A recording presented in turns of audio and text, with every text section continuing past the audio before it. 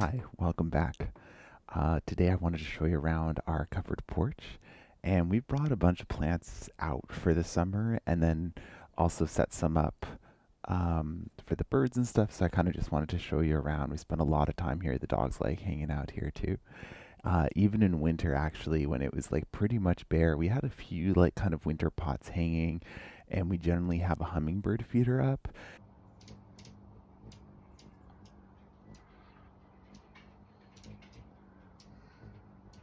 Yeah, even when it's cold, as long as it's like a little sunny, we'll just come and hang out here and check out the hummingbirds. In winter, we have Anna's hummingbirds who stick around, and not too much else. Lots of birds in general, like obviously the pollinators kind of go away and stuff. But yeah, so we have this sitting area here, and Lewis's parents got this for him for his birthday, so that was awesome. We've all benefited from that. And then I have this jade plant here, which we've had since I can't remember if it was 2015 or 2016.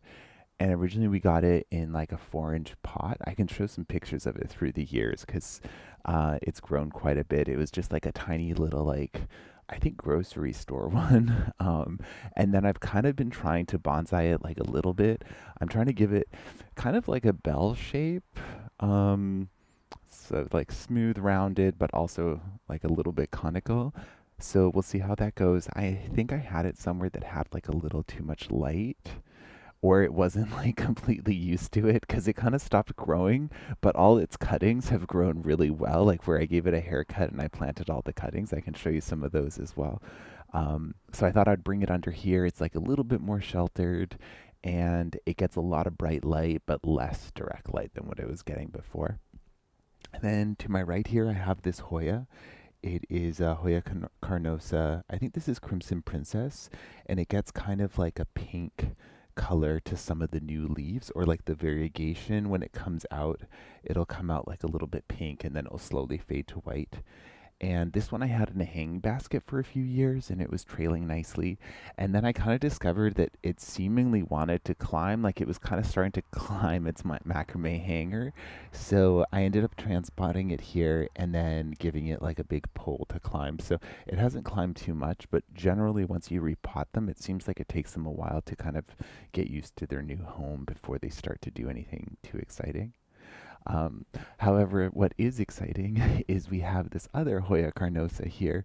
This is not a variegated one, and this one was given as a gift maybe like 4 years ago, 3 years ago. It's kind of hard to tell, but it's bloomed every year for us, so that's like really nice. And it has these really, really pretty flowers. So I'll show you some close-ups of those.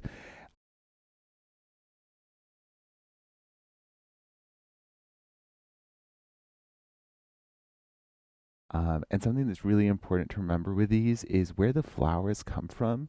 Like the following year, it will bloom from there again. So just make sure you don't cut that off. Sometimes there's, like I feel like with most things, you kind of want to deadhead them and clean them up. With this, don't because you'll get fewer flowers. And something else that was kind of wild with this was when we were moving. One of the branches broke, and because it was the one with the flower buds on it, I was like, not very happy about that. And it was still like attached just a little bit. And I just put some masking tape on it. And here we are over a year later. It's alive and it's bloomed again. So that's fantastic. And then over here, I have this guy. It's a giant Alocasia elephant ear. And this is actually a baby from one of the ones that we have indoors. There are a lot of plants that I'll bring out for the summer, but I kind of like to have some backups of them. Like sometimes they won't survive outside, or, we could get like a cold snap or something could eat them, or, whatever. Um, but yeah, anyway, so this was just like a baby, just like a cutting from the main one, or like one of the little offshoots that it gives. And I cut that one off. Basically, kept it in a pot for about a month indoors just until it rooted. And then I brought it out here and it's been doing fantastic. It's like the leaves are at least 4 times the size they were when they came out. So yeah, the pot looked a little empty, especially in the beginning. Now it looks great. So I also have a little Palea in there who is a cutting from one of our indoor ones. And then I have these fire and ice hostas that are really cute. They're variegated like white and green. and we got like 20 plugs of them early in the season, and we planted most of them, but we had a few kind of leftovers, so I've kind of just like plonked them wherever, and then towards the end of the season, I'll dig them up and put them somewhere a little more permanent. And then on this side, we have like a bunch of hangers. So I'm not sure if this one's in the shop, but I'll show you a close up. Basically, everything here is like props. So we have two of the Weeping Jade. I'm not sure. There seems to be some disagreement about the family name, but it seems like everybody can agree that it's Jacobensii. So whether it's Sedum or Senecio or Curio or something like that, it seems to be up for debate. But basically, these were all cuttings, and they grow so vigorously. Like these ones are already starting to shoot down a little bit. And then when these get sun stressed, they get like a really pretty purple color. And I think these ones bloom too, but I haven't actually seen them bloom. And then these jades here are like the tips from this one. And I actually got like three planters worth. So I actually cut off like quite a bit. Like you can see here where I cut off a stem and there's like two new growth points. Like that was kind of the point I wanted to make this one bushier. And then in the meantime, I got a whole lot of other plants. So with these ones, the trick is basically to cut them. They say to callus them so that they don't bleed out and they don't rot. I didn't, but I put them into dry soil. So I put them into soil that was completely dry and then just didn't water it for a month. And they seem to all survive and they all look pretty happy and they all have new growth. So I would say it definitely works. So I gave them about a month to get used to the pot and to root out. And then I started watering generally under here because everything's under cover. It doesn't get direct sun. I water once a week. If something's looking a little unhappy, I'll give it a bit more. But generally, because I tried to give everything like big enough pots too, so that it would need too much maintenance. Yeah, so I have like the two weeping jades or trailing jades and then the regular jade, and then I have a little string of hearts that has the cutest blooms, which you kind of have to see close up because they're just like spectacular. And that one was like just to the top of the pot, so that kind of foot growth is all just from the past month and a half or so. And then these are the other like little like houseplanty displays. So this one I'll see if I can show you up close to the camera. This is Pinguicula butterwort, and this is a insectivore plant. So it has like sticky leaves, little bugs go on them, and then it digests them. But it also has like really pretty purple flowers.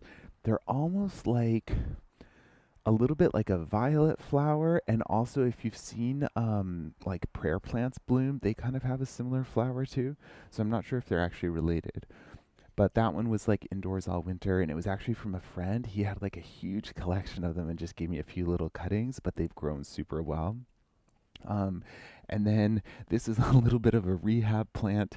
It's another Alocasia. It's the like Maharani one or something. It has like a really cool, like kind of like dragony feel, like very like almost like rhinoceros skin or something. So that one's pretty awesome, but it was not doing well indoors. But actually, since it's come out, the old leaf died, but it does have a new one coming. And then this one here is like the only, I think the only time I've paid for like a more expensive plant. I got this as a cutting online, and they sent it from Montreal, but it was cold there. It wasn't cold where we are. So for here, it was fine. But when it arrived, like two of the four leaves had died. And it was looking really unhappy. And that was like a couple of years ago. And it's only just seemingly like figuring life out. You can see it has some new growth coming here, some new baby leaves. And when it's like in its prime, it looks really nice. It has heart-shaped leaves with like a yellow chartreuse variegation around the edge.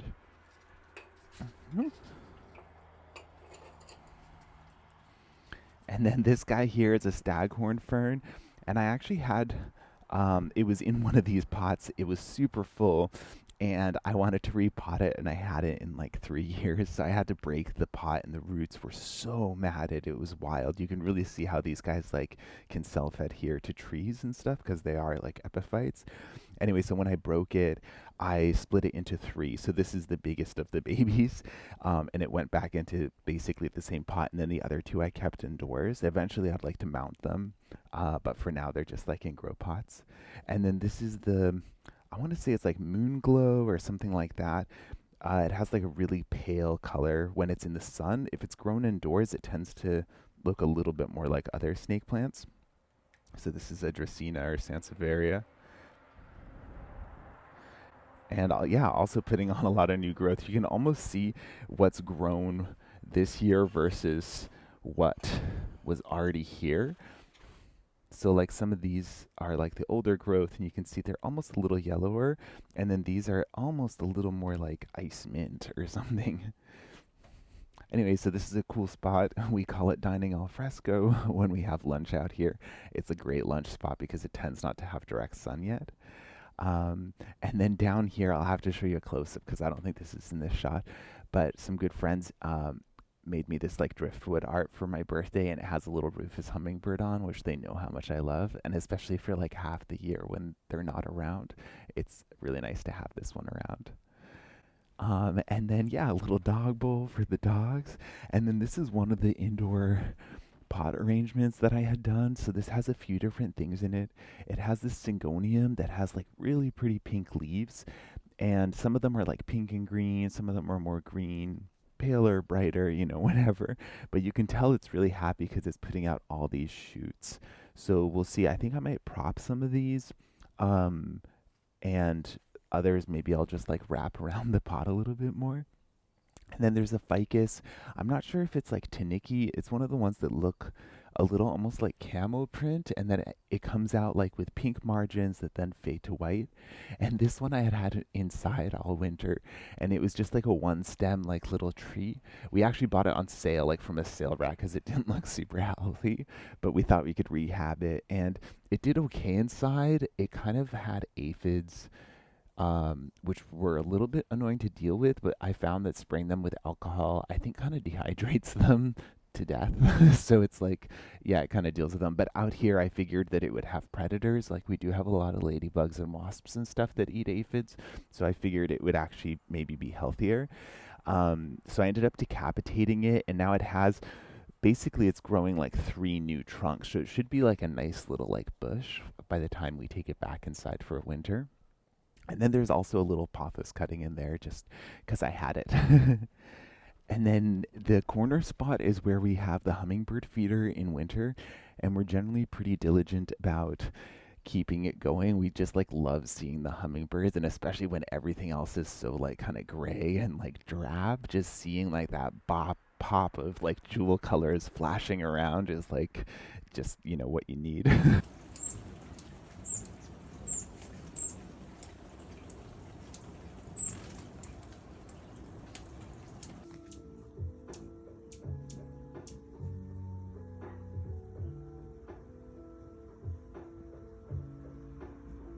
So we have the hummingbird feeder in winter, and we'll even like bring it in at night so it doesn't freeze. We kind of change the mix as well depending on the temperature. Generally, we do like 1 part sugar to 4 parts water, and then if it's going to be cold or dipping near freezing, then we do 1 part sugar to 3 parts water, and just that extra percentage of sugar seems to keep it from freezing. It can go a little cooler. Anyway, so that's winter, but in summer I always buy a fuchsia plant to put here, and the one that we had last year I actually saved, and it's in a different pot, so we do keep them over winter, but I like having like a big full one right from the get-go.